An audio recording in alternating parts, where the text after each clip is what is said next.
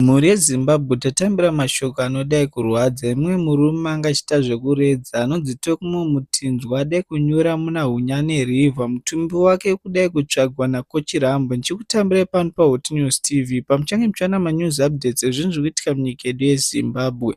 Zvinonakidza zvosiririsa. Kana iri first time yako ndokurudzira kuti subscribe uturn on the notification bell so that pandodzoka nemamwe manews updates akupisa munhu achatanga maona. Ngadzoke munhau dzedu ise. Mashoko muchikurangarire pamakapedzera kutaura naye kuti mashoko apa amakapedzera kutaura mashoko akapedzera kudedzera pakati tafadza akabvata akomana ndanyura ndo mashoko akapedzera kutaura ndo mashoko amakapedzera kumana but anyura kudaro pane toziya zvikuru kumunhu anonyura anogona kusunza maoko pane here zvimwe zviitiko zvakaitika zviri makadedzera chitiko chekera hapana chakazoitika mukoma tikumbiro zvikuru kuti mutauro zvimwe zviitiko zvakamboitika mumashure zvevamwe vanhu vakambonyurawo zvakare tinoziva kuti hongu pane zvakatomboitika mumashure zvamunokwanisa kusana kukora muri Zimbabwe zvitiko zvakaitika nezvekuti vanouya vadzigidza vanongofira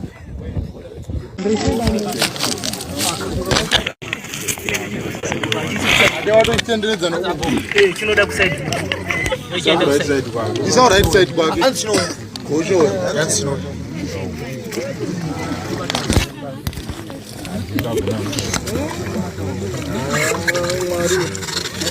Adeo kumbulira umurumo.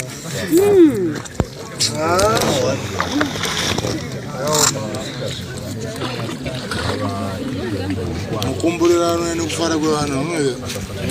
Mukumbulira ndo. Mukufara kwevanhu.